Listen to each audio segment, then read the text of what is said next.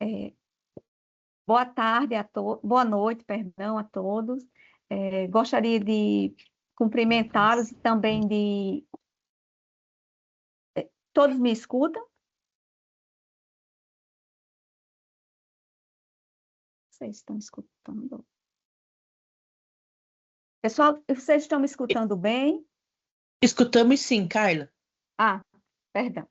Então, boa noite. Gostaria de cumprimentá-los e também de dizer da minha satisfação de participar do 7º Fórum Nacional de Revisão de Textos, que é um evento tão importante para a área da revisão. A comunicação que eu vou apresentar hoje, ela tem como título Laboratório de Revisão de Textos para Iniciantes, uma experiência de extensão na Universidade Federal do Rio Grande do Norte.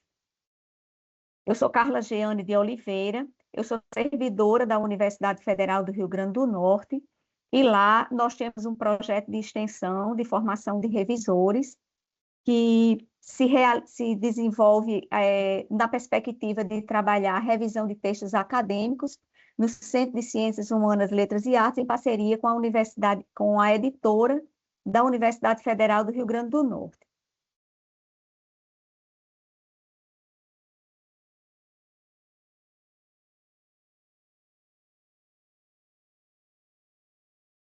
Está passando.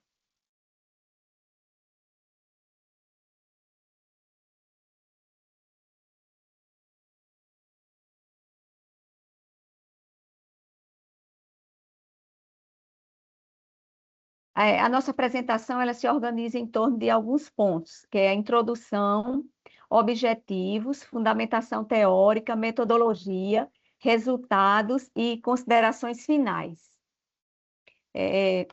Para iniciar essa comunicação, nós tomamos um ponto geral a respeito da revisão de textos e depois iremos afunilar até chegar na perspectiva que nós trabalhamos no Laboratório de Revisão de Textos. A revisão de texto, nós tomamos ela para iniciar os trabalhos como uma atividade importante para o refinamento do material que vai ser produzido e uma etapa de verificação textual que envolve aspectos linguísticos e discursivos, mas também de normalização. O projeto Laboratório de Revisão de Textos para Iniciantes, ele diz respeito a um projeto de extensão para a criação de um laboratório de estudos teóricos e práticos sobre revisão textual, com foco em revisão de textos acadêmicos, no âmbito das práticas editoriais de uma universidade pública, para estudantes de graduação em letras, em jornalismo e para professores de língua portuguesa da educação básica e demais interessados pela atividade de revisão textual. O laboratório ele se desenvolve na Universidade Federal do Rio Grande do Norte, no Centro de Ciências Humanas, Letras e Artes, e é uma parceria entre o centro e a editora da UFRN.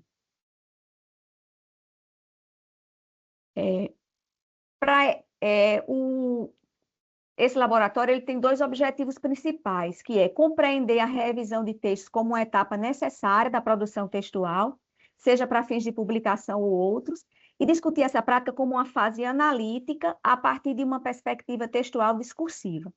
E o nosso segundo objetivo é introduzir e fortalecer a discussão no Centro de Ciências Humanas da UFRN acerca da atividade de revisão textual, apresentando ao público como um conhecimento necessário ao egresso e uma oportunidade de atuação profissional no mercado de trabalho, de modo a ampliar o leque de conhecimentos sobre a língua oferecidos pela instituição aos seus graduandos e sobre as oportunidades de exercício laboral nessa área também. Para iniciar a nossa fundamentação teórica, primeiro a gente gostaria de discutir um pouco sobre a noção de texto. Uma vez que o projeto ele tem o objetivo de trabalhar com revisão de textos, eu acho que uma das perspectivas principais é você tentar definir, situar o que é que estamos entendendo por texto, ou pelo menos tentar definir essa noção. E assim, segundo a ADAM 2011, a diversidade e a heterogeneidade de textos possíveis atualmente se torna um obstáculo para que a gente possa ter uma definição tão clara, tão objetiva do que é um texto. Mas o próprio Adão, ele vai dizer em outra obra também que, por um lado, o texto ele é um objeto abordável a partir de diferentes pontos de vista, e também que ele é um objeto de alta complexidade. E nessa perspectiva, Jean-Michel Adam, ele é um linguista francês e ele propõe os elementos para uma análise textual dos discursos. Ou seja, o que é essa análise textual dos discursos? É uma teoria da produção com e cotextual dos sentidos que deve necessariamente ser fundamentada na análise de textos concretos. Então, assim, uma vez que Adam já postula que o texto ele é um objeto abordável a partir de pontos de vista disciplinares muito diferentes, nós tomamos a revisão de textos como um desses pontos de análise do texto, de análise desse objeto que é o texto, né? Nós tomamos a revisão textual como uma atividade analítica, uma atividade de análise do texto. Não, Adam, na sua proposta de análise textual dos discursos, ele propõe 8 níveis de análise. Nós não estamos colocando a revisão de textos como mais um nível, ou em algum dos níveis que Adam propõe. Mas nós estamos pegando a análise textual do discurso como uma perspectiva ampla de análise de texto e estamos colocando a revisão de texto como uma atividade de análise. Concernente aos pressupostos teóricos, além da análise textual do discurso de Adam, nós trabalhamos também com Gris, que trabalha com a questão da esquematização, que é a articulação das unidades mínimas textuais que constroem, né, as imagens que o texto projeta, os sentidos do texto.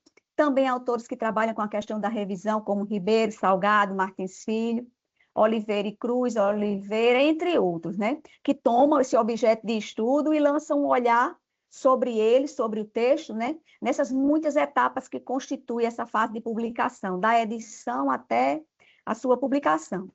Então, nós concebemos, portanto, a revisão de textos como uma atividade de análise discursiva, textual e discursiva, voltada à adequação do texto às suas finalidades. E nessa perspectiva, quem é o revisor? De onde partimos? Qual é o nosso objetivo? Que ele seja concebido como um profissional que analisa o texto não apenas a partir de conhecimentos linguísticos, mas com suporte teórico e metodológico necessário à sua compreensão e à proposição de intervenções voltadas ao seu aprimoramento. A sua atuação deve pautar-se em princípios éticos, pelo respeito ao texto produzido, pelo conhecimento dos limites frente às intervenções e pela responsabilidade profissional também.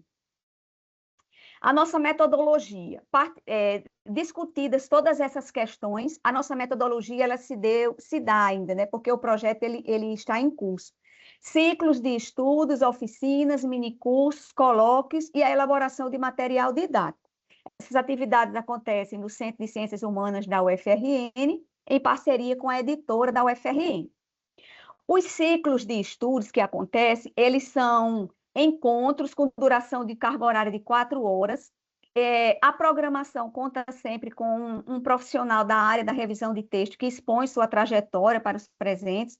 Tem sempre a leitura e discussão de um texto referente à área e uma atividade prática, que a gente denominou de mão na massa. Esses eventos, os ciclos de estudos, eles acontecem periodicamente. As oficinas, elas acontecem em laboratórios com computadores na UFRN, elas variam 4, 6, 8 ou 16 horas.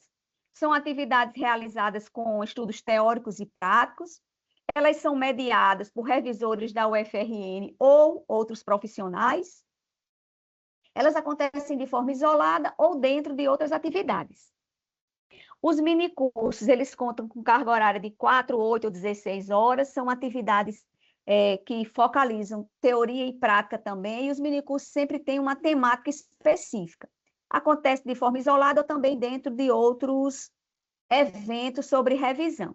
E aí, para finalizar, sempre ao fim do ano, a gente faz um colóquio.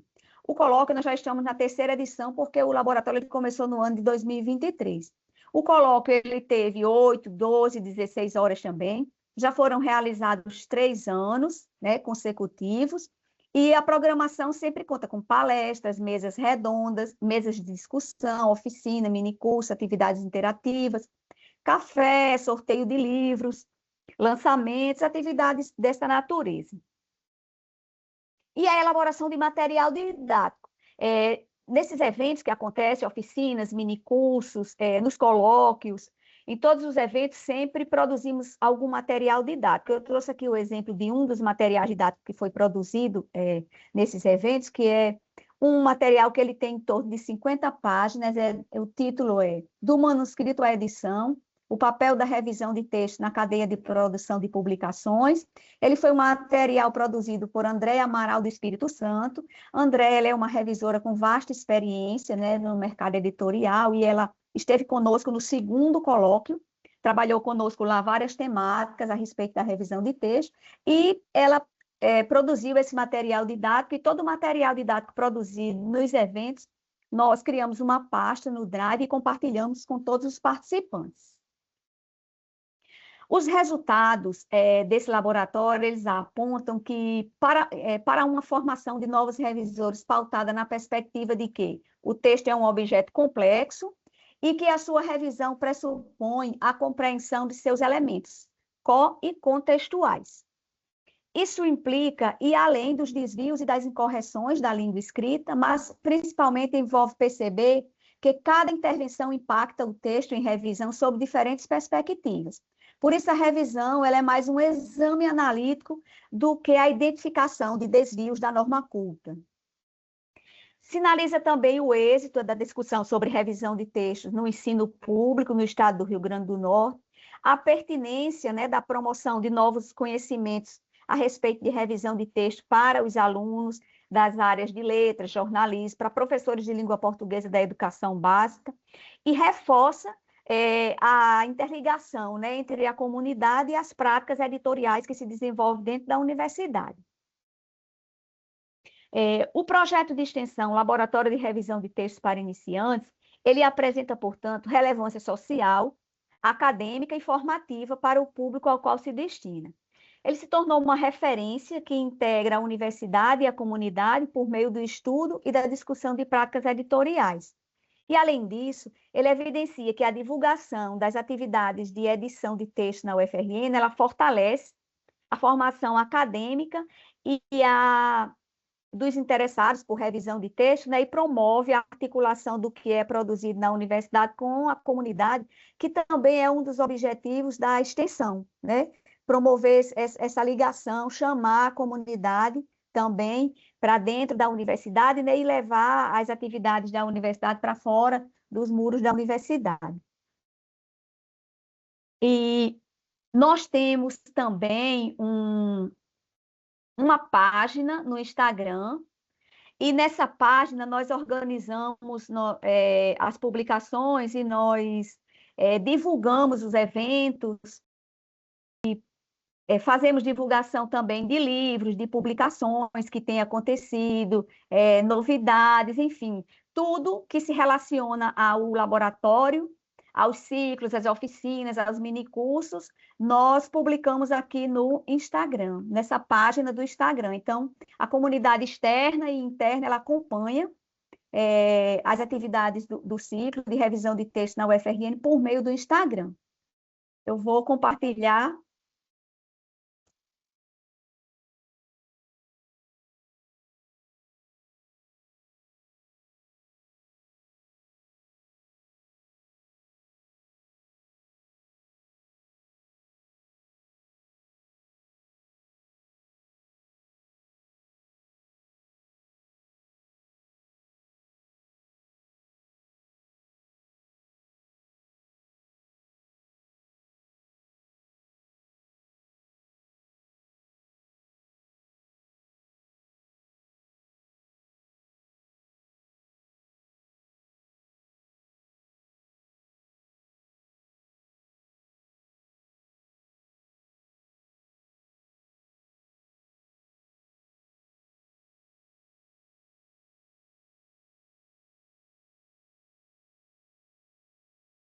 Então, essas são as nossas referências que utilizamos e deixei aqui também o e-mail do nosso projeto, né, do Laboratório de Revisão de Textos, o meu e-mail também, a página do Instagram, e muito obrigada pela atenção e pelo espaço para a divulgação desse trabalho.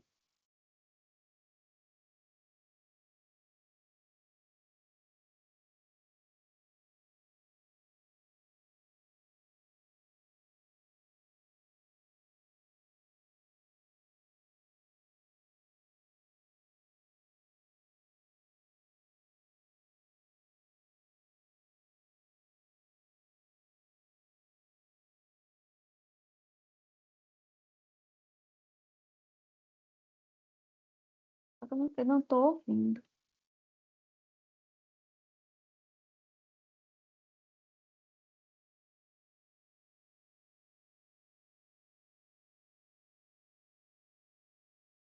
Oi, Carla, você está me ouvindo?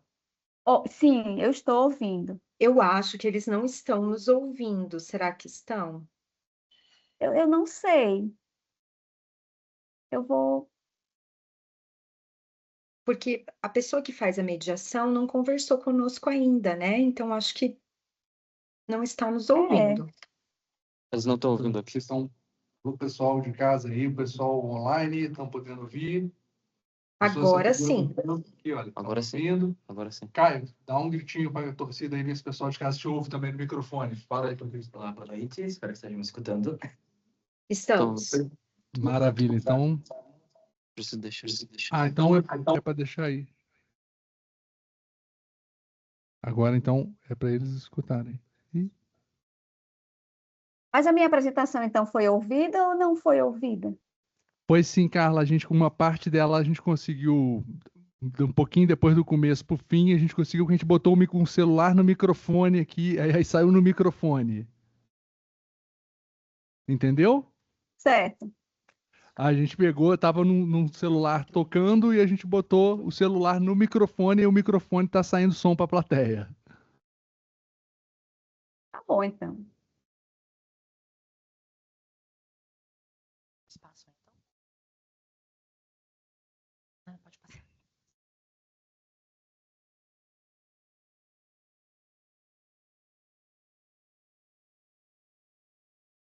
Então, boa noite a todos. Eu sou o professor Caio Vieira, eu sou daqui da casa, sou graduando do 8º período do curso de Letras, Português e Inglês. E junto com a professora Rosane de Mello Santo Nicola, que foi coautora junto comigo no projeto de revisão editorial, didática e modalidade também. Os desafios na organização textual e visual da Unit 5 e também da sua retomada na Review 3, né, na revisão 3 do livro chamado de Anytime, da BNCC de 2024. Ele é um livro, né, de 8º ano que eu uso, né, também nas minhas aulas com 8º ano, então por isso que eu decidi pegar esse livro para fazer essa análise multimodal. Como assim multimodal? Por causa que a revisão não é somente uma revisão de textos em si. Uma revisão editorial, ela se dá também na parte tipográfica, na parte de imagens, imagética, não é? Cores, todos os objetos que ajudam a compreender melhor o texto. Por causa que só o texto sozinho não vai fazer o seu trabalho. Ele precisa de algum suporte, de alguma imagem, de algum vetor para que ele tenha mais impacto. E aí que entra também a minha problemática. Se tiver muita coisa, muito ruído, será que pode gerar algum tipo de ruído? E é isso que a gente vai explorar aqui hoje. Então, o nosso primeiro ponto de partida, não é? Como eu falei, eu sou graduando do curso de Letras. Eu, além de, eu, além de trabalhar como professor, né, como docente, eu trabalho como diagramador freelancer, né, nas horas vagas. E também esse material didático que foi feito a minha análise, ele integra um contexto real de prática docente. Como eu havia falado, eu trabalho com ele todos os dias nos 8º anos, nos quais eu atuo na escola, tanto particular quanto privada, pois eu atuo nos dois. Então, a pergunta inicial é: quando que a organização gráfica ela favorece a compreensão? E quando que isso pode atrapalhar? Quando que isso pode produzir ruído? Então, a revisão do material didático não termina no texto verbal, não é só texto em si, como eu acabei de falar. Ela também passa por imagem, layout, hierarquia visual, se todos os elementos têm início, meio e fim, se tudo está conversando. E também pensar na experiência do leitor-aluno, por causa que o aluno que está recebendo aquele material, se o aluno não entender o material, se ele achar que está muito confuso, ele não vai acabar aprendendo nada. Então, acho que isso também é uma temática bastante importante. Então, o eixo e também o problema, o eixo ele pede discutir especificidades da revisão em contextos acadêmicos, contextos editoriais e também contextos didáticos. Em materiais didáticos também, a revisão ela precisa lidar com texto, imagem, layout, como eu falei, o público, né, tanto nós, professores, por causa que a gente que está tentando passar esse conteúdo, tentar fazer com que os alunos compreendam o texto, fazer essa conversa do layout com o texto, e também a finalidade pedagógica. Por causa que o texto, né, os livros hoje em dia, os livros didáticos mais voltados hoje em dia para a multimodalidade, não pode ser somente bonito. Ele tem que ser funcional. Então, como que a gente consegue fazer essa coisa mais agradável? Então, o desafio é equilibrar a atratividade visual, clareza, informacional e também a eficácia didática. Então, o nosso dilema central é: o que parece visualmente atraente pode, em alguns casos, produzir ruído de leitura, esse excesso de informações, até falta de informações também. Então, essa ética e também a estética, que também é muito importante, que se encontram quando a forma interfere no acesso ao sentido. Então, a meta e a pergunta são praticamente duas, não é? A questão norteadora qual que é? Quais particularidades da revisão em processos editoriais didáticos se evidenciam na organização textual, visual e também multimodal nas duas unidades feitas a análise, tanto na Unit 5 quanto na Review 3. E também o nosso objetivo geral, qual que seria? Analisar os desafios que a organização textual, visual e multimodal desses capítulos impõem à prática revisional, a nossa revisão, não é? Observar a clareza, né, dos comandos, hierarquia visual e também a progressão das tarefas, por causa que a progressão das tarefas junto com todo esse layout que eu acabei de falar, vetores, imagens, cores, tipografia, fontes, todos eles têm que estar conversando para que o aluno consiga fazer essa progressão por si só, para que não haja tanta interferência do professor, tanta mediação do professor. Então, examinar a relação entre o texto verbal, não verbal, imagens, cores, ícones, boxes, né, que são as caixas, e também discutir quando que o recurso gráfico assume função pedagógica ou predominantemente ilustrativa, por causa que há livros que trazem esses recursos imagéticos nos quais essas imagens estão apenas para ser alegoria, não estão para auxiliar o aluno, auxiliar na formação de sentido e auxiliar na formação pedagógica também do aluno. Então, o corpus e o recorte. Eu trouxe aqui a página inicial do capítulo 5, chamado de High Robot, o livro, né, do próprio livro, né, que eu trouxe, da PNLD de 2024, e esse é o nosso principal objeto. E qual que é essa justificativa? Por que eu escolhi esse capítulo? Por causa que é um capítulo curto. E dá para fazer essa mediação, essa intervenção rápida, né? Com alta densidade textual, visual e também pedagógica.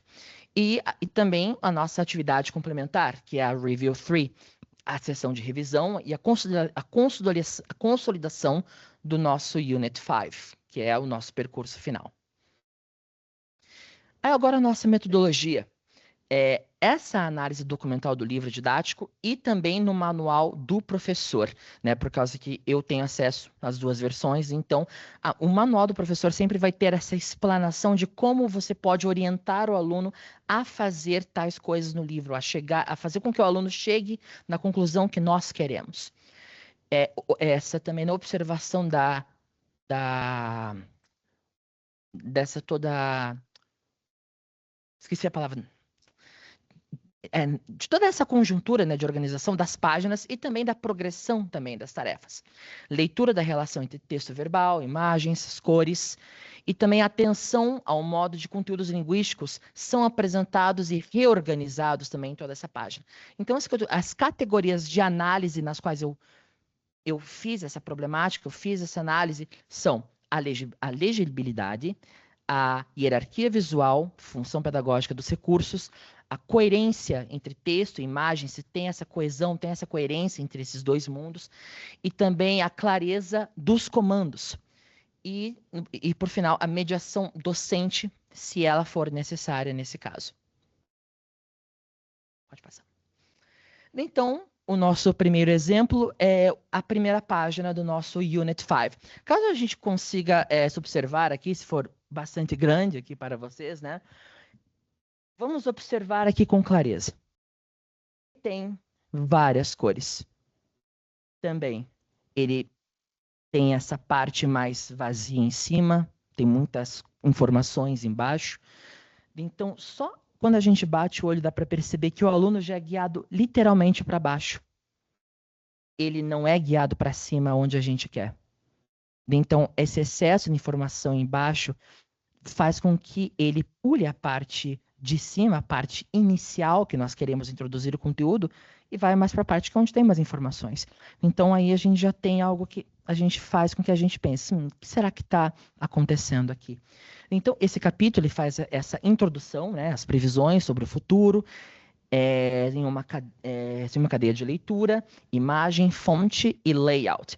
O conteúdo linguístico, ele aparece contextualizado, né, sempre, não isolado jamais, e também o aluno precisa inferir essas relações entre os sentidos. E também o desafio revisional, evidenciar melhor a ligação entre contexto, estrutura, linguística e também a tarefa, né? Como que ele vai, a partir desses comandos, realizar as tarefas propostas na obra. Então, essa página, né, por mais que ela seja muito atraente visualmente, né, por causa que ela tem várias cores chamativas, um layout bastante bonito também, ela guia o leitor ou exige uma mediação excessiva do professor? Foi isso que eu acabei de trazer agora há pouco, por causa que assim, o aluno ele vai literalmente já se guiar para baixo, ao invés de se guiar para cima. Então, vai ter que ter essa, pessoal, vamos focar em cima ao invés de embaixo primeiro.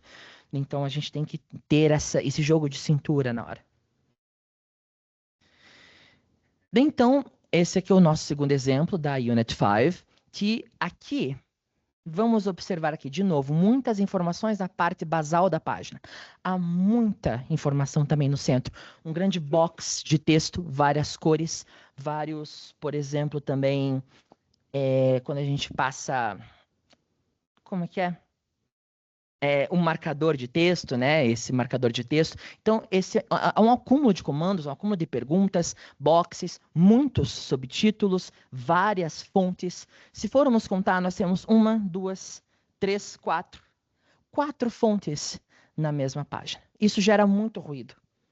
Por causa que, se formos pensar numa didática melhor, se formos pensar em algo mais agradável, que vá ajudar a nossa compreensão do conteúdo, num sentido mais editorial, sentido de layout, a gente vai pensar em 2 fontes, 2 cores. Não, aqui nós temos 2 cores, né? Mas 4 fontes. Então, isso gera muito ruído.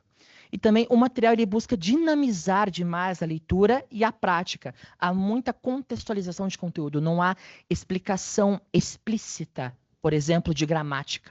Ele coloca a gramática em situação funcional, em situação de conversa, de cotidiano. Não é uma explicação mais assídua, mais, digamos, padronizada, o que também ajuda em certos casos. E também isso enfraquece tudo, a nossa hierarquia visual, que é uma das palavras-chave.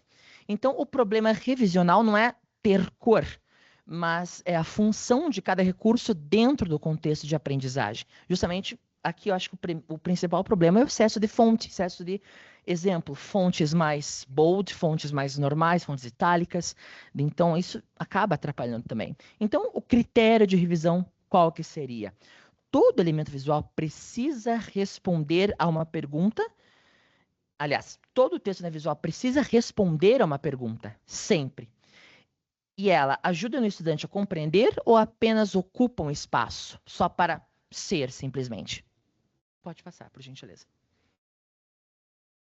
Então, aqui nós temos um exemplo da nossa Review 3, né, que é o nosso capítulo de revisão, esse grande apanhado da Unit 5. Como vocês podem ver, já temos uma grande mudança, temos vários boxes, várias cores, muito atrativa visualmente. É uma página bonita.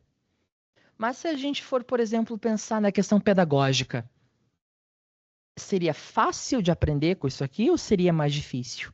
Os nossos olhos, eles bateriam Eles seguiriam numa sequência lógica ou ele iria focar em vários pontos ao mesmo tempo, tentando criar esse sentido? Né? Vamos pensar nisso. Então, essa Review 3, ela reúne essas habilidades trabalhadas tanto na quinta unidade, tanto na sexta. E também ela funciona como avaliação do processo, mas concentra muitas demandas em um espaço muito reduzido. A Unit 5 tem pelo menos 15 páginas. Já a Review 3, já que é um apanhado de tudo que foi trabalhado, tanto na 5 quanto na 6, temos 4 páginas. Então, é um conteúdo muito exprimido e muito condensado em poucas páginas. E também o desafio é revisar a sessão sem perder a clareza, a progressão e também o foco pedagógico. E o nosso ponto-chave é revisar, né?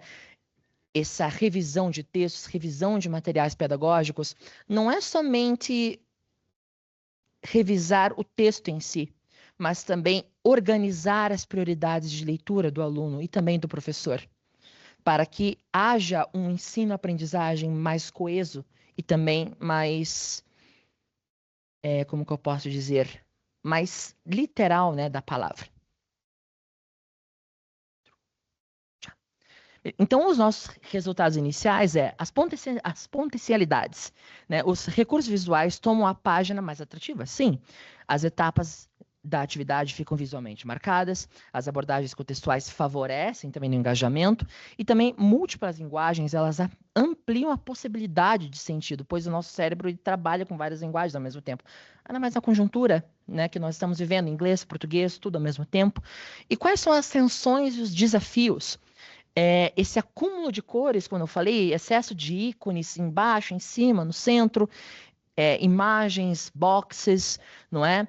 Essa possível dispersão de atenção, como eu falei, ou foca aqui, ou foca lá, ou foca aqui embaixo, não tem uma progressão visual, essa hierarquia informacional instável e também os elementos como função mais ilustrativa do que pedagógica. E também essa menor explicitação de conteúdos linguísticos, gramática, morfologia, sintaxe, tudo isso que é extremamente importante para o estudo. Então, o problema não é a multimodalidade em si, mas sim a organização editorial. Então, os nossos desafios é verificar a clareza dos comandos e também da adequação do leitor-aluno, avaliar se as imagens, cores, os ícones, fontes, elas possuem função pedagógica clara, cuidar dessa hierarquia visual para poder evitar uma sobrecarga informacional, né, esse burnout informacional, observar se a contextualização ela favorece ou se ela dilui a explicitação de conteúdos linguísticos e também equilibrar estética, legibilidade e a intencionalidade pedagógica, por causa que o nosso fundo aqui é fazer com que o aluno aprenda, não pelo excesso de informações, mas pelo equilíbrio entre texto, imagem e todo o resto. Então, a nossa conclusão e algumas contribuições também é que a revisão editorial de materiais didáticos é uma prática ampliada e também interdisciplinar, né? Ela integra critérios linguísticos, gráficos e também pedagógicos em um mesmo processo avaliativo. Em segundo, ela ajuda a compreender como decisões de layout, né, de modelo, de template, impactam a leitura, a aprendizagem e também a mediação docente. Se a gente não precisa ficar interferindo todo o tempo, dizendo, fulano, leia tal página, leia dessa forma, ao invés de fazer intuitivamente. E também contribui para pensar-se a revisão como prática de responsabilidade ética e também estética. Então, algumas das minhas referências, tanto do livro, trouxe Kress, Vasloman, o Novo Grupo de Londres e também a BNCC. E seria essa a minha fala. Muito obrigada a todos.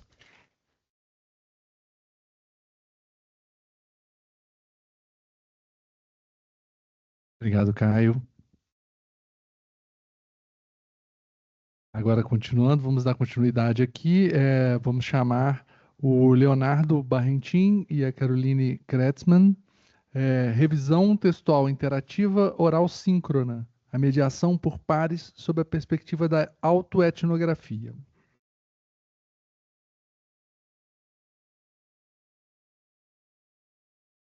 Olá, boa noite a todos e todas presentes. Meu nome é Leonardo, peço licença aqui para compartilhar minha tela.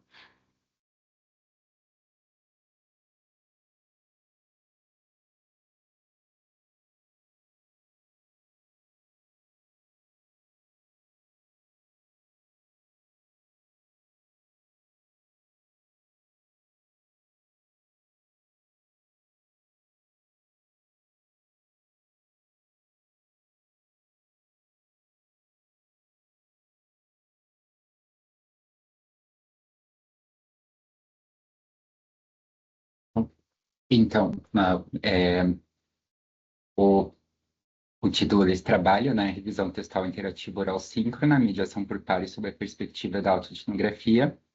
Essa pesquisa é decorrente do meu trabalho de conclusão de curso, né, enquanto estudante da PUC-PR. Ele foi orientado pela professora mestre e doutoranda Caroline Kreutzmann. Né, a ideia dessa pesquisa, ela surge ali de uma constatação realizada, né, a partir de uma atividade que eu desenvolvi enquanto eu era estudante da PUC,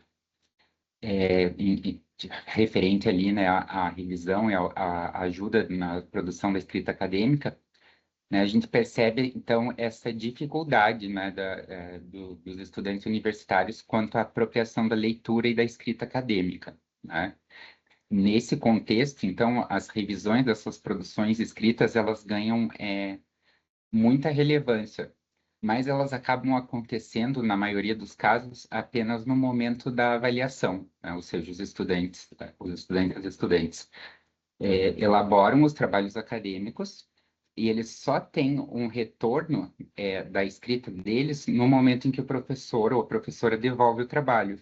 E isso acaba comprometendo uma possibilidade de trabalho com a escrita, né? De trabalho com a melhora da escrita.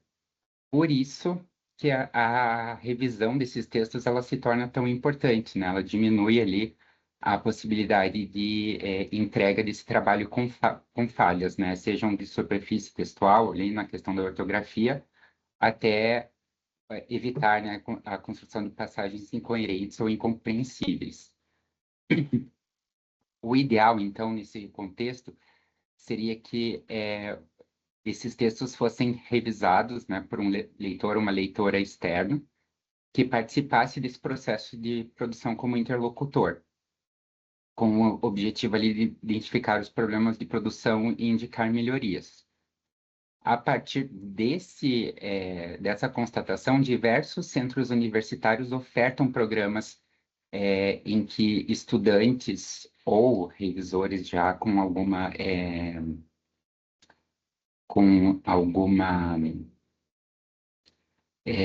experiência, né, realizem, então, essa revisão anterior à entrega desses trabalhos, né, para que eles consigam, então, entregar trabalhos com mais adequação acadêmica. A partir disso, então, né, e considerando a minha atuação como esse agente, né, mediador ali, o problema desenvolvido foi, né, quais são os desafios e as potencialidades da aplicação do feedback por pares, oral e síncrono, na correção de trabalhos acadêmicos realizada por estagiário de letras em programa de nivelamento acadêmico. Para atingir, né, ou para investigar esse problema, o objetivo, então, né, tá ali muito próximo, ele decorreu, então, dessa atividade que eu realizava enquanto estagiário monitor, a gente pode dizer ali, né, no sentido de usar o texto como esse meio de mediação e de criação ali, vamos dizer assim, né, de uma autonomia acadêmica, né?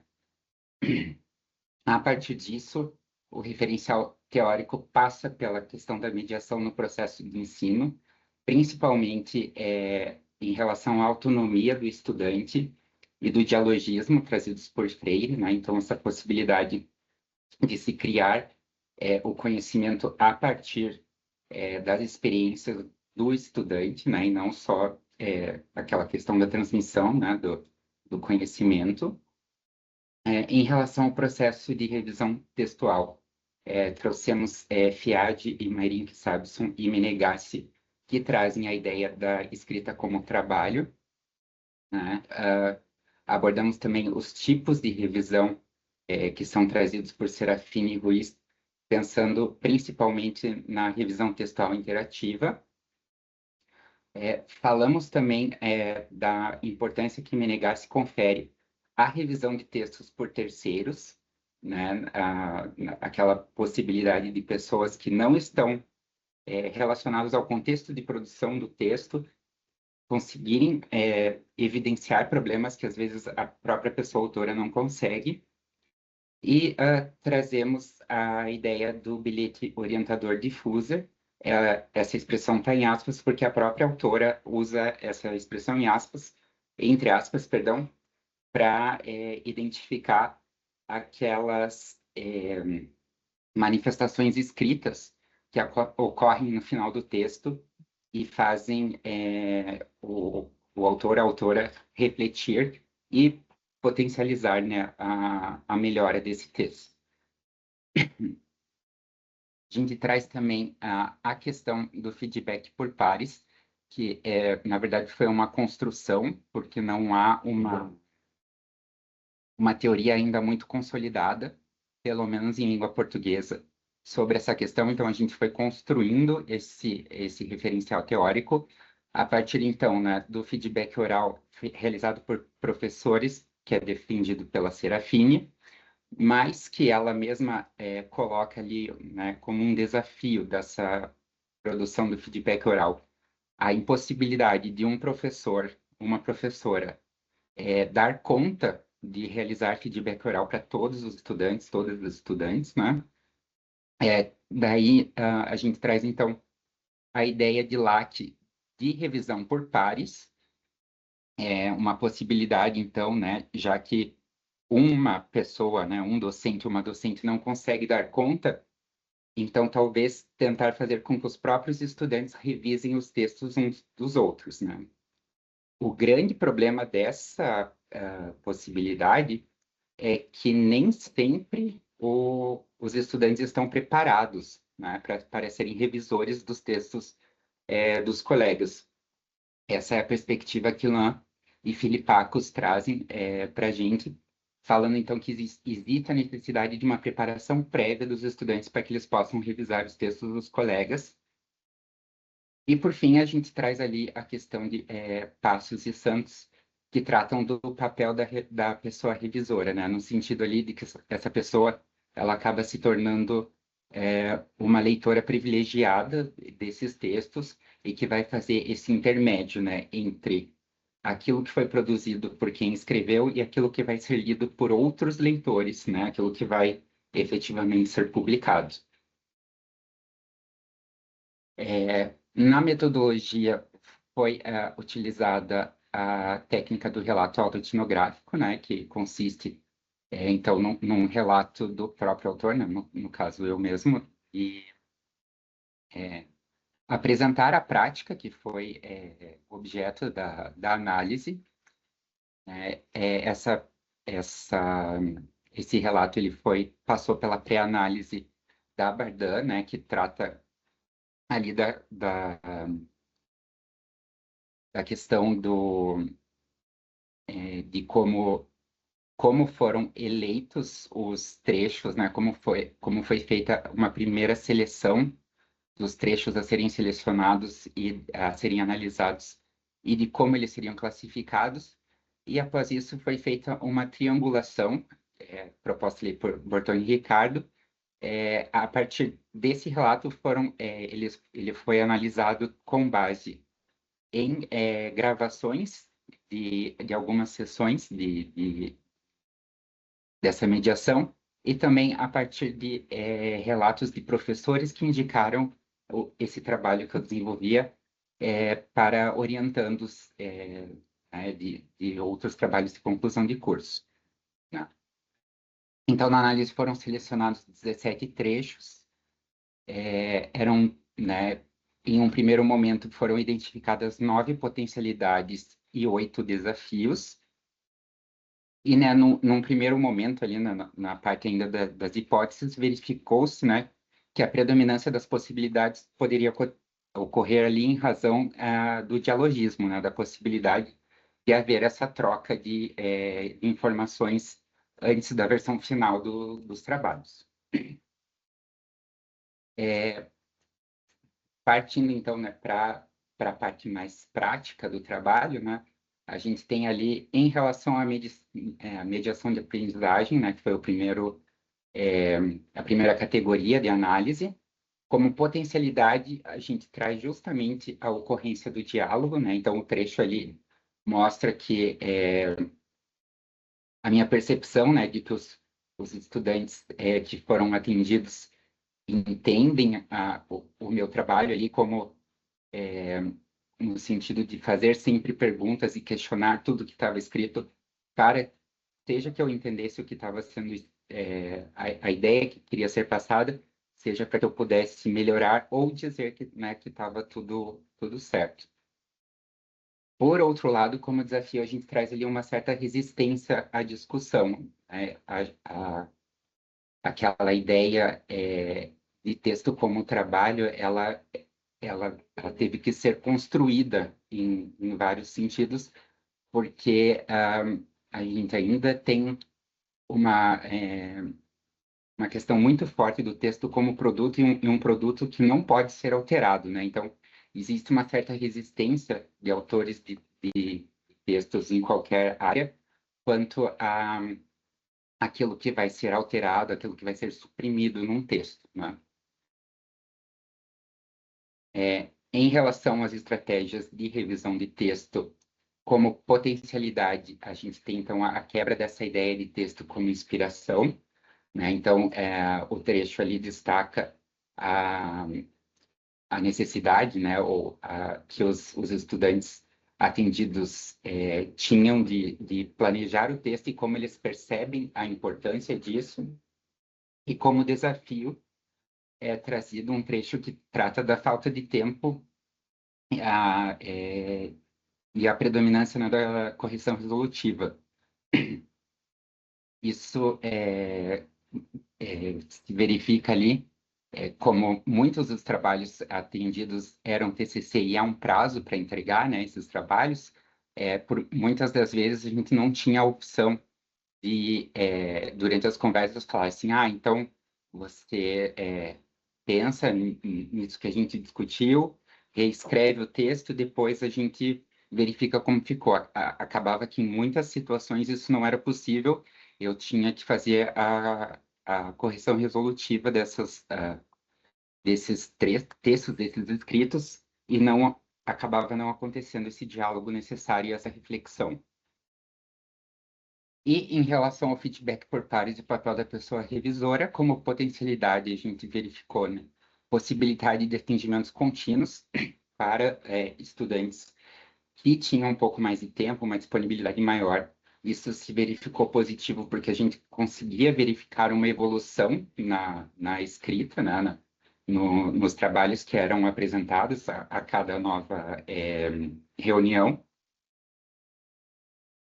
E a falta de autonomia acadêmica de alguns estudantes atendidos, no sentido de que se eles mesmos não tinham certeza, se eles não tinham ali convicção daquilo que eles tinham escrito, eu, como esse leitor privilegiado, ficava também inseguro de fazer uma intervenção naquele texto, tendo a certeza de que essa intervenção ela está realmente correta, eu não estou alterando esse texto de uma maneira que eu estou deturpando a informação original, porque, né, se a pessoa que responsável por aquele texto não tinha essa certeza, eu também não tinha como ter. Isso causava ali um certo desconforto. A partir, né, disso que foi, dessas categorias que foram analisadas, a gente percebeu, né, que o feedback por pares é sim uma estratégia de mediação de aprendizagem que pode conferir autonomia, conforme Freire, justamente pela possibilidade, né, de aprendizado mútuo entre o mediador e o estudante que tem ali o texto sendo revisado. A gente percebe também, né, como foi dito ali, quanto maior a autonomia do estudante, mais dialogado é o atendimento, e quanto menos autonomia, maior a insegurança do responsável pelo feedback. O feedback oral e síncrono por pares pode ser considerado uma forma de revisão textual interativa, né? Ela é oral, ela é síncrona, ela é um pouco diferente daquela ideia prevista, por exemplo, no bilhete orientador, mas ela continua sendo essa forma que permite esse diálogo, que permite uma co-construção do texto. E os conhecimentos teóricos sobre o papel da pessoa revisora conferem segurança para a proposição, né, de correções ali nos textos. Não saber, né, não ter essa base teórica pode implicar ali numa maior insegurança quanto a essas intervenções. A gente verificou também, né, que esse feedback por pares é uma alternativa à falta de tempo para as revisões dos professores no contexto universitário. E após, né, verificar, então, fazer a revisão, né, da teoria, a gente percebeu que os desafios, inicialmente, que eram no número de 8, reduziram-se a 3, né? Que seriam, né, a resistência da ideia ao planejamento, a falta de tempo para indicação de reescrita e a ausência de autonomia acadêmica. Verificamos também, né, a necessidade da pessoa responsável pelo feedback ter conhecimentos profundos, não apenas de estratégia de revisão textual, mas da ideia, né, de que ele participa do processo de escrita do texto, enquanto esse leitor é privilegiado.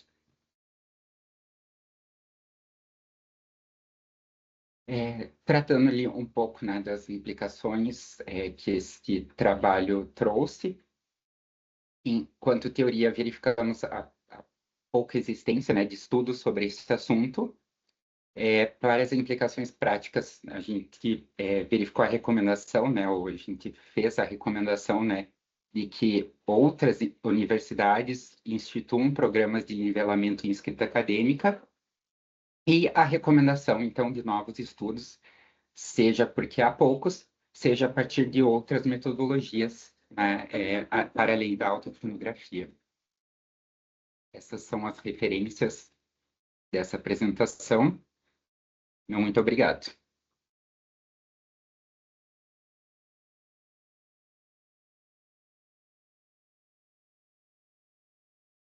Obrigado, Leonardo.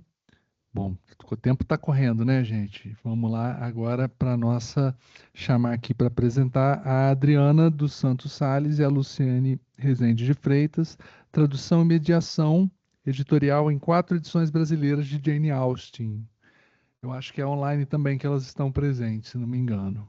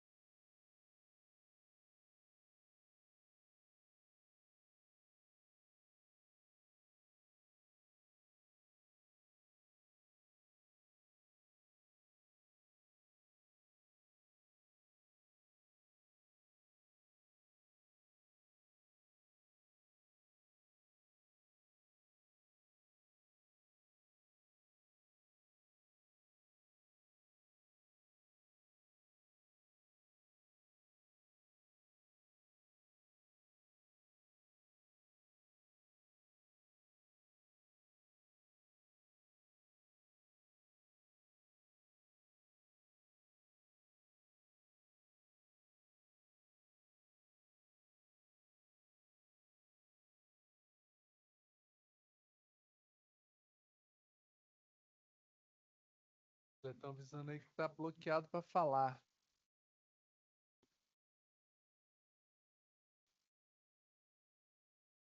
Oi, pessoal, desculpa, agora que tá tudo certo. Bom, boa noite a todos, quem está nos ouvindo presencialmente aí, né, na PUC do Paraná e aqui online. Boa noite, a Luciane já vai se apresentar. Eu sou a professora Adriana Sales, do Centro Federal de Educação Tecnológica de Minas Gerais, atuo no ensino médio e na graduação em Letras, Tecnologias e Edição. A Luciene é minha orientanda de iniciação científica e o nosso trabalho, deixa eu ver se eu consigo compartilhar aqui, se está tudo certo. Eu vou colocar em tela cheia, tá, pessoal? Bom, o nosso trabalho é tradução e mediação editorial em 4 edições brasileiras de Jane Austen. A Jane Austen é uma escolha muito tranquila para mim, porque eu já pesquiso a Jane Austen há 18 anos. Bom, e ela também faz parte, né, do cânone da literatura inglesa.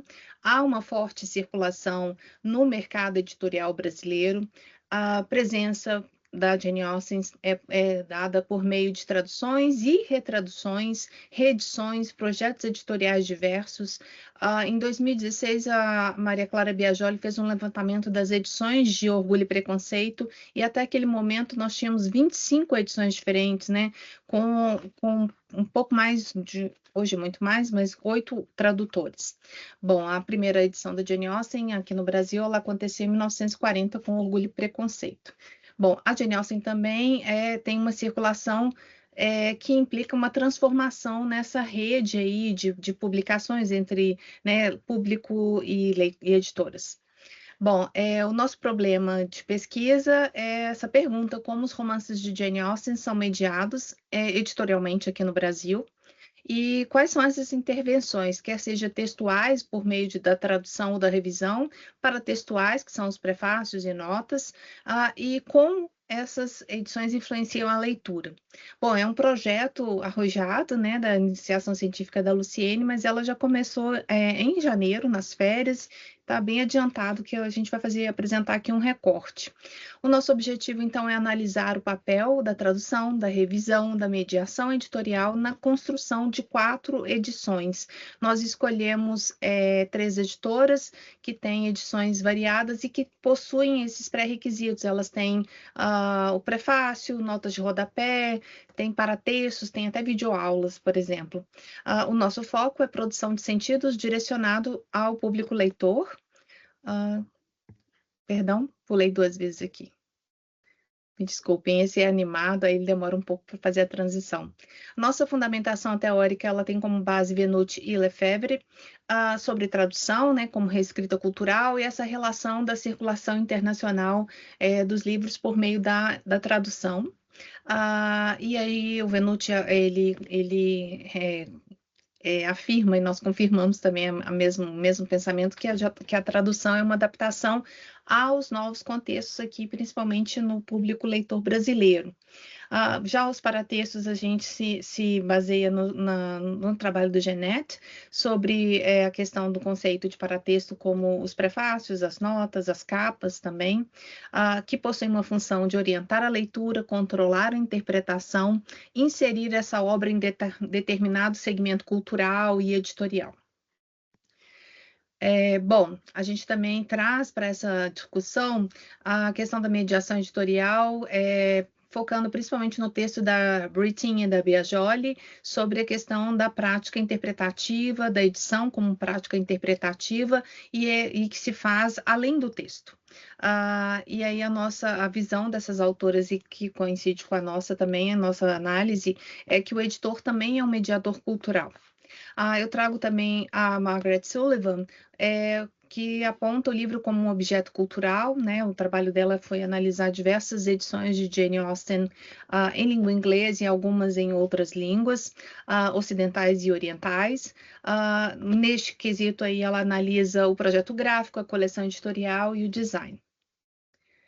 A metodologia é uma análise comparativa, né, com diferentes editoras. Nós escolhemos a Luciene, a proposta da Luciene inicial era fazer apenas, entre aspas, o levantamento do meu acervo, que talvez seja o maior acervo em língua portuguesa da Jane Austen, só que aí eu coloquei ela para trabalhar, para fazer uma pesquisa que tivesse um retorno para ela, e não fazer um trabalho mecanizado de catalogação. Nosso corpus aqui, então, portanto, é Razão e Sensibilidade, Orgulho e Preconceito e Emma, e aí nós tivemos que fazer uma transição entre Persuasão e Abadia de Northanger, porque uma das editoras não tinha publicado ainda Persuasão, que é a Companhia das Letras, a Penguin Companhia das Letras. Então, escolhemos Antofágica, Martin Claret e Penguin Companhia das Letras. Bom, o eixo de análise, a Luciene pode falar?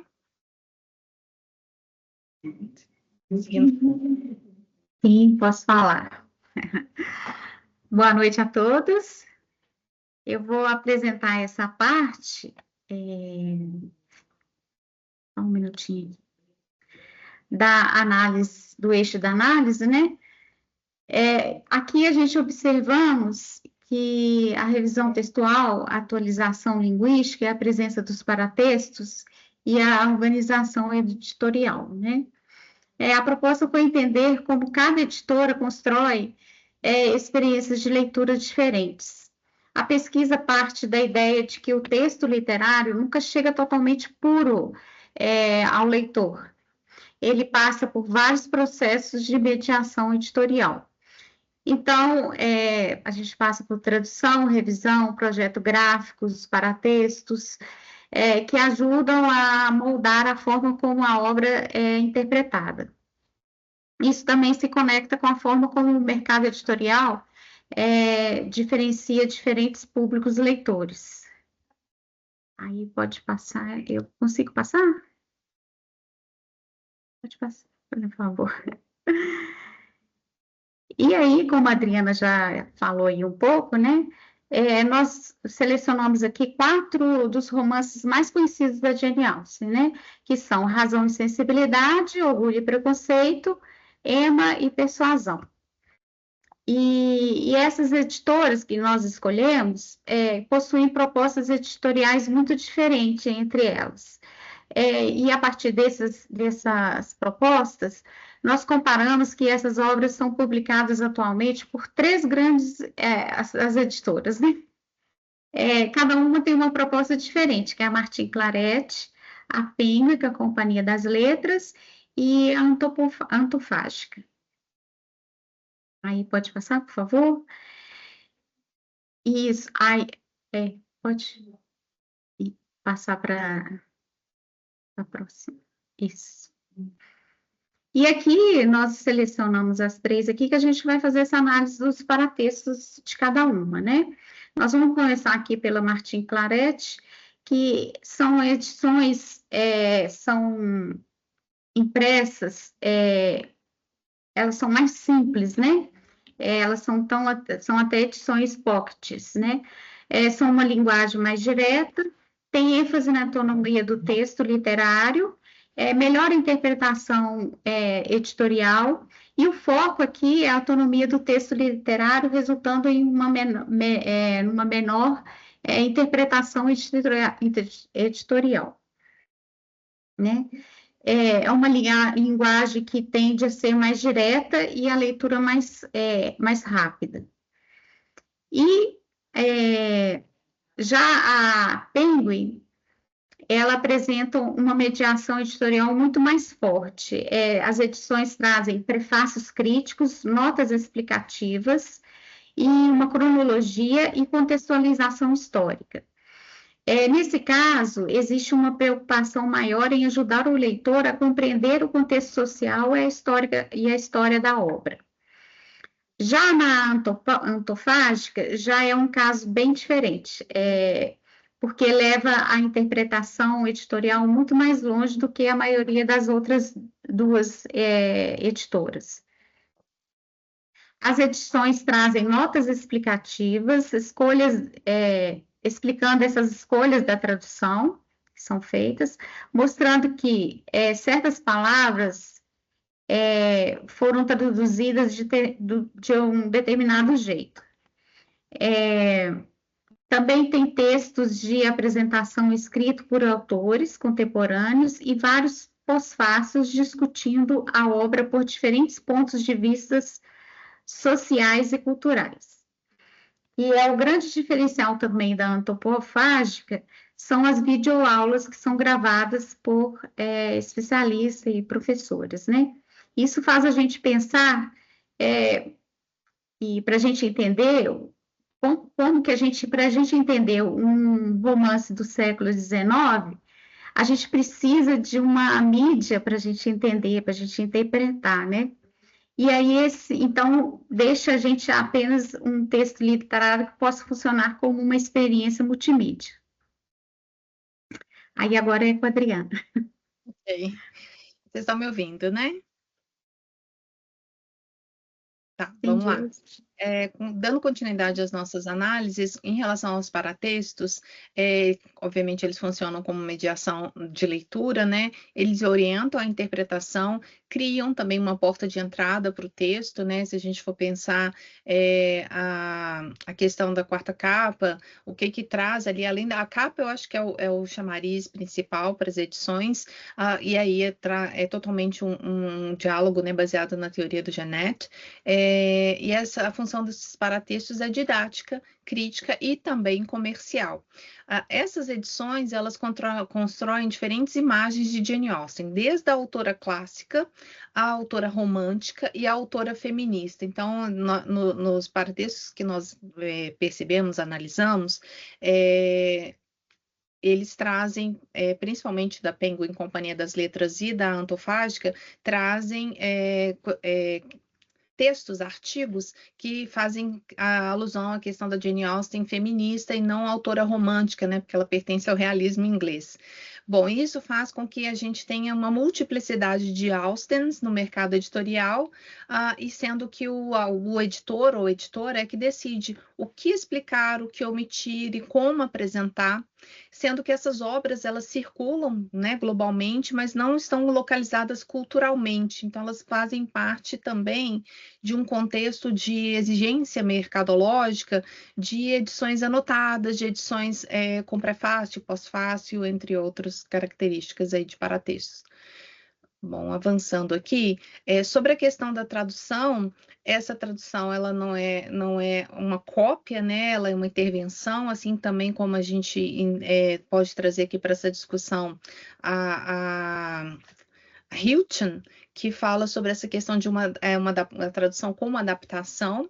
Então, ela produz, sim, novas obras, novas versões, e essa tradução ela está condicionada principalmente a questões ideológicas, a poética dominante naquele momento da tradução e principalmente ao mercado editorial. No caso das retraduções e atualizações linguísticas que ocorrem, né, constantemente, a gente pode trazer aqui algumas mudanças linguísticas, algumas palavras que não são mais usadas, se a gente for analisar uma edição de 1940 com as contemporâneas, e novas expectativas de leitura, né? Não a Jane Austen apenas como o Anjo do Lar, como os teóricos do século XIX, que analisam o século XIX, afirmam, né, ela transita ali, ela sai dessa questão, desse perfil. E no caso do Jane Austen, é uma atualização para a língua portuguesa e também uma adaptação ao leitor contemporâneo. Bom, sobre a questão da materialidade e da experiência de leitura, a gente traz algumas, a Antofágica, por exemplo, que está assinando essa pintura, eles trazem autores, né, artistas brasileiros para fazerem suas capas, e principalmente pesquisadores brasileiros para fazer prefácio e pós-fácio. Tá na hora, gente? Eu ultrapassei. Professora, já estamos passando bastante do tempo aqui. Estamos Opa, estourando. E tá maravilhosa a sua análise aí, estou super interessado, até adoro essa parte para texto. Mas se puder acelerar um pouquinho para a gente finalizar, que ainda tem mais uma pessoa e o pessoal. Só o último slide, que é essa questão que existem diversos níveis de intervenção nesses projetos editoriais, que busca assim, uma pluralidade de leituras possíveis.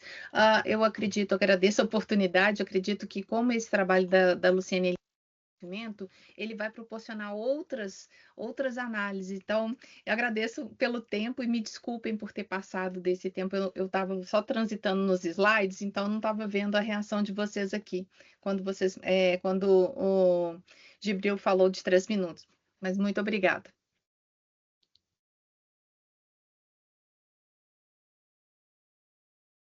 Obrigado, Adriana. Obrigado, Luciene. Foi ótimo.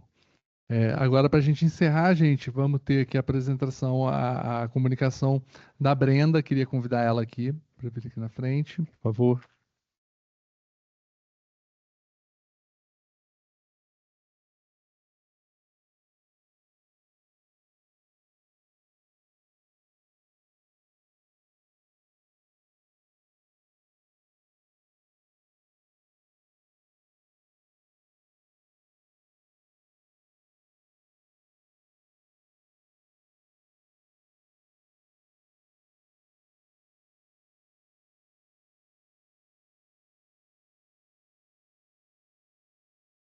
Boa noite, pessoal. Meu nome é Brenda.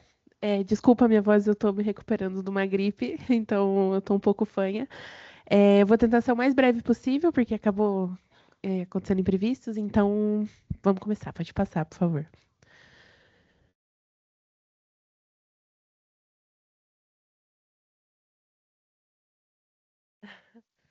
Bom, eu sou estudante do 7º período de Letras. Esse trabalho foi feito em conjunto com a professora Rosane Nicola, entre a imagem e o texto, desafios da revisão em materiais didáticos no estágio editorial.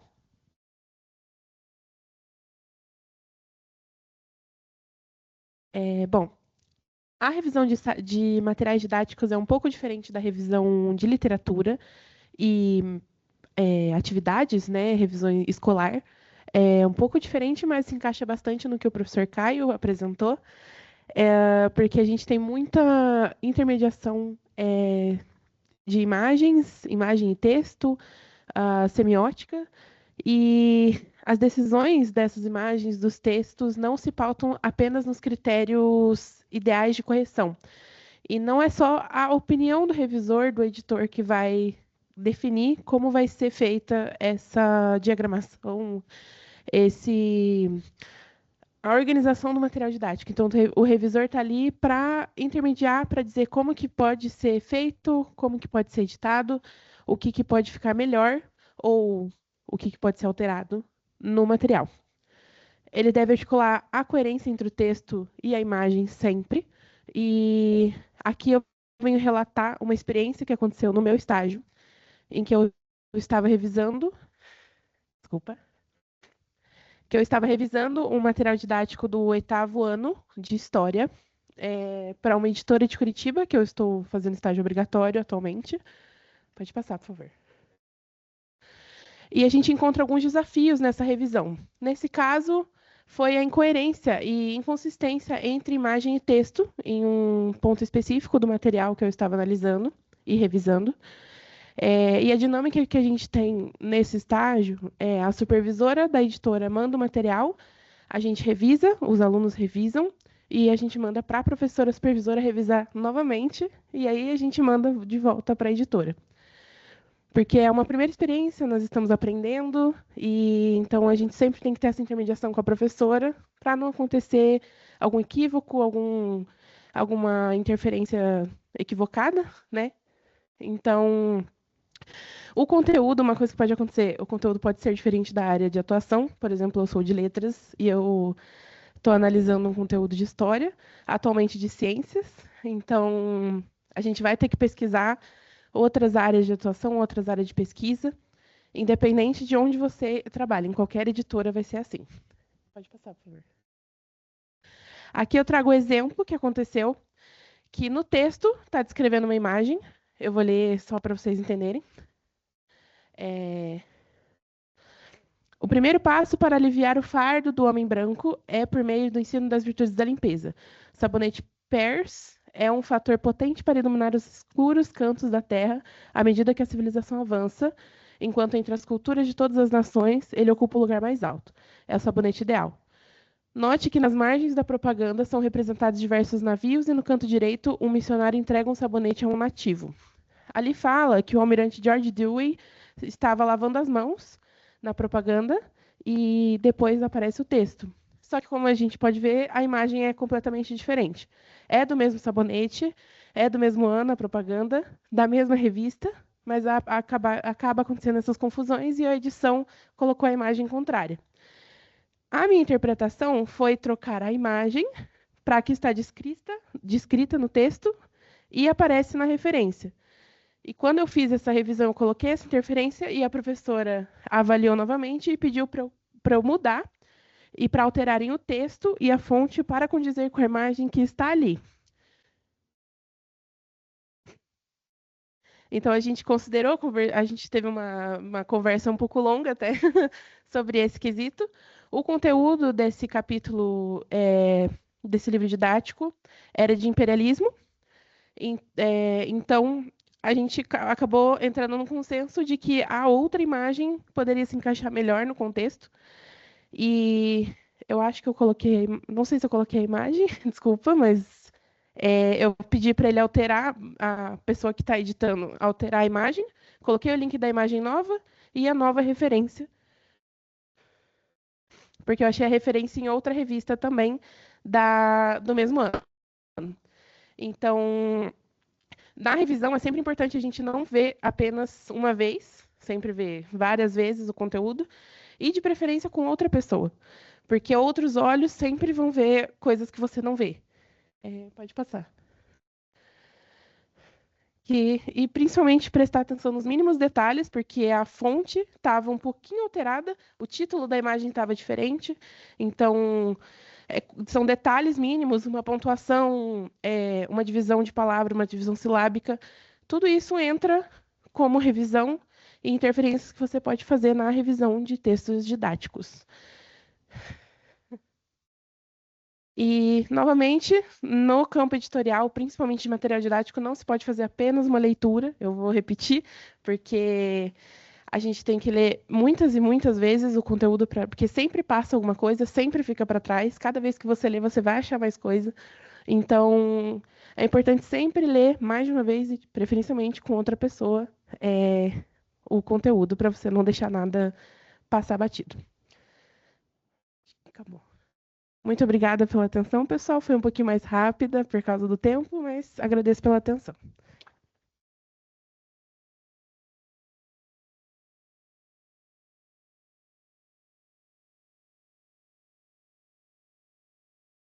Gente, muito legal, né? Essas comunicações todas hoje. A gente está realmente com um prazo bastante apertado. Agora era o momento onde eu passaria a palavra para vocês fazerem uma série de perguntas, né? Eu até anotei algumas. Eu queria, vou pontuar uns comentários que eu gostei muito aqui, até para o pessoal que apresentou de casa, né? Que eu gostei muito, e algumas ideias que vieram me ocorrendo enquanto eu estava escutando aqui, né? Uma do primeiro da comunicação da Carla, não sei se a Carla está por aí ainda, né? Eu acompanhei Sim, estou esse ainda. laboratório que você fez. A Andréia Amaral é uma das profissionais mais incríveis que tem. Eu fiquei curioso para ver ela me prometeu me mandar esse material que vocês fizeram aí. Deve ser riquíssimo esse material. Ela é uma revisora extraordinária. Muito legal, eu acompanhei esse laboratório de vocês, acho muito bacana essa iniciativa, acho que vale muito a gente conhecer, e obrigado por ter trazido isso para a gente, compartilhado com a gente, né, essas várias coisas, né, que você está apresentando aí. O professor Caio também trouxe aqui uma ideia muito legal, essa multimodalidade aí, né, que você trouxe. Eu gosto muito de trazer uma referência que a gente tem muito pouco aqui na letras, na comunicação também que a gente traz. Tem um bibliófilo, o pessoal mais da biblioteconomia que curte muito, que é o Donald Mackenzie. Ele é um neozelandês, ele tem um conceito de texto que eu gosto muito, que é o texto, na verdade, ele é amplo, né? O áudio ele é texto, tudo é texto, a imagem é texto. E quando a gente fala revisor de texto, né? A gente vai, a pessoa quer ver. Não, tudo é texto, tudo pode ser texto. O conceito de texto é muito mais amplo. Então a gente tem que olhar tudo. Então eu achei essa sua abordagem muito legal, que é a abordagem que a Brenda vai trazer aqui agora também. E achei muito legal. Fiquei nessa dúvida quando você trouxe a imagem. Poxa, mas troca a imagem ou eu troco o texto, né? O que a gente vai fazer? A imagem deve ser mais difícil de achar, né? Não sei se eu vou achar a outra imagem que o pessoal está descrevendo, né? Muito bacana. E aqui também a questão do Leonardo também, que ele colocou, né? Essa questão de revisão por pares, eu acho muito interessante, tem toda uma linha, eu não sei se vocês conhecem uma coisa chamada MOOC, tá? Que é o Massive Open Online Courses, é uma onda toda que teve de cursos que são de revisões por pares. Eu lembro que eu comecei a estudar alguns idiomas, assim, eu falei, gente, mas como é que eu vou aprender um negócio que está todo mundo aprendendo junto comigo? Mas a gente acaba entrando numa dinâmica onde a gente corrige o outro, a gente aprende junto, faz algum sentido. Eu acho muito legal prestar atenção nesse tipo de iniciativa, né? E essa questão também dos livros da Jane Austen, eu fiquei super curioso para ver, eu conheço algumas dessas edições aí, eu adoro estudar para textos, né? E eu acho muito legal, parece que o trabalho vai ser bastante rico aí pelas comparações. Eu adorei das animações, as edições que vocês trouxeram ali, e me marcou muito ver como é que pode ter tanta edição diferente e elas serem de fato significativas, né? Uma mais simples, uma mais acadêmica, uma mais popular, uma que chama com várias entradas. Então você tem distinções, né? Nisso tudo. Gente, eu queria ver se alguém tem alguma pergunta. Eu vou deixar alguém fazer alguma pergunta ou duas, se alguém tiver para fazer. Alguém quer fazer alguma pergunta? Ah, então a nossa querida professora vai fazer um comentário. Eu vou fazer um comentário, porque fui co-orientadora ali do trabalho que ela apresentou, a Brenda, mas assim, a experiência de estágio, né? O primeiro estágio do estudante de letras e que a gente não quer expor a imagem dele dentro da editora. Então, o que a gente faz? Marca um cronograma que, quando a editora pede uma data, um dia ou dois antes eu leio tudo que eles fizeram e a gente revisa. O que aconteceu com a Brenda? A gente tinha 3 estagiários, 2 revisaram dizendo que o texto deveria ser trocado. A Brenda foi a única que viu a imagem realmente, que leu a imagem, que é o texto. E aí foi fazer pesquisa sobre. Isso é importante a gente entender. Quem faz revisão tem que fazer pesquisa, tem que fazer leitura desconfiada. Se não fizer isso, não é revisor. Tá? Então, só queria comentar isso. Maravilha. Obrigado, Rosane. Gente, então, mais alguém quer fazer alguma pergunta? Então, pessoal, acho que a gente encerra com muita alegria aqui essa mesa. Acho que foi muito legal. Obrigado a todo mundo que participou. Pessoal de casa aí, bastante gente, estou vendo aí online. E agora teremos um coffee break aqui. O pessoal de casa fica à vontade para tomar o café em casa aí. Sei que está tarde, mas a gente vai tomar o que está aqui à nossa disposição. Isso é uma pena de participar online, né, gente? Mas tá bom. Obrigado por vocês terem vindo. Pessoal, vocês estão convidados aí. Às 9 horas, não se esqueçam de voltar. Palestra de encerramento maravilhosa com a diva Eliana Moura. Nossa, gente, vocês precisam ver essa moça falar.